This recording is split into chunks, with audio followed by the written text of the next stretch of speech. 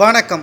அனைத்திந்திய அண்ணா திராவிட முன்னேற்றக் கழகத்தில் மீண்டும் பன்னீர்செல்வம் இணைவாரா அல்லது ஒருங்கிணைந்த அதிமுகவை உருவாக்குவதற்கு செங்கோட்டையன் அவர்கள் முயற்சி செய்து வருகிறார்களா என்ற பல்வேறு கேள்விகளும் மக்களவைத் தேர்தல் முடிந்ததில் இருந்து கேள்விகள் எழுப்பப்பட்டுதான் வருகிறது.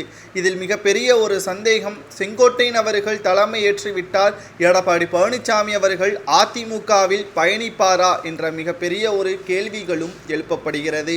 இதே சூழ்நிலையில்தான் தற்பொழுது செங்கோட்டையன் அவர்கள் மிக அதிகாரப்பூர்வமான அறிவிப்புகளையும் கூறியுள்ளார். 2026 சட்டமன்ற தேர்தலில் அதிமுக தமிழகத்தில் ஆட்சியை கைப்பற்றும், குறிப்பாக ஒருங்கிணைந்த அதிமுக தான் தமிழகத்தில் ஆட்சியை கைப்பற்றும் என்பதை தெளிவாக அவர் குறிப்பிட்டுள்ளார். இது பற்றி பேசும் பொழுது பன்னீர்செல்வம் அவர்கள் தேனியில் தற்பொழுது சட்டமன்ற உறுப்பினராக இருந்து வருகிறார். மேலும் ராமநாதபுரத்தில் எம்பி தேர்தலுக்கான போட்டியும் போட்டுள்ளார். ஆனால் இதே சூழ்நிலையில்தான் அதிமுகவின் தலைமை ஏற்க வேண்டும் என்பதற்காக அவர் போட்டியிடவில்லை.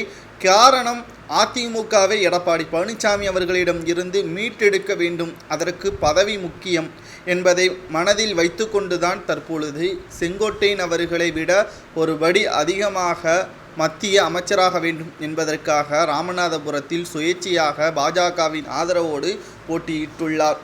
அதற்கு முன்பாகவே செங்கோட்டையன் அவர்கள் எடப்பாடி பழனிசாமியை விரட்டிவிட்டாலோ அல்லது பதவியிலிருந்து நீக்கிவிட்டாலோ ஓபிஎஸ் அவர்கள் தனக்கு இருக்கக்கூடிய எம்பி பதவியை ராஜினாமா செய்துவிட்டு எம்எல்ஏவாகவே தொடருவார், அல்லது 2026 சட்டமன்ற தேர்தலில் எம்எல்ஏ எலெக்ஷனிலும் நிற்பார் என்பதில் எந்த ஒரு மாற்று கருத்தும் கிடையாது.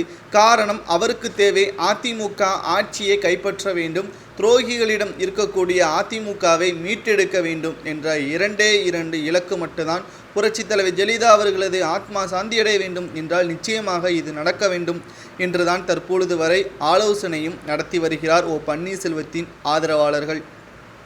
இதே சூழ்நிலையில்தான் பன்னீர்செல்வம் அவர்களுக்கு ஆதரவாக முன்னாள் அமைச்சர்கள் பல்வேறு தரப்பினர்கள் கொடுத்த வாக்குமூலத்தின் அடிப்படையில் செங்கோட்டையன் அவர்கள் தலைமை ஏற்பதில் சிறப்பாக இருக்கும் என்ற கருத்துக்களையும் நம்மால் பார்க்க முடிகிறது.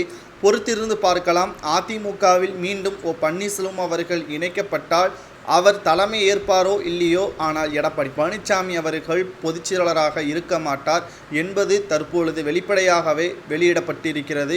ஒருங்கிணைந்த அதிமுக உருவாக வேண்டும் என்று ஓபிஎஸ் அவர்களும் விரும்புகிறார். இதனால் அதிமுக 2026 சட்டமன்ற தேர்தலில் மாபெரும் வெற்றியடைவது உறுதிதான் என்ற செய்தி அரசியல் வட்டாரங்களில் வெளியாகி வருகிறது. இதை பற்றி கருத்துக்களை கமெண்ட் வாயிலாக மறக்காம கூறுங்க. நன்றி, வணக்கம்.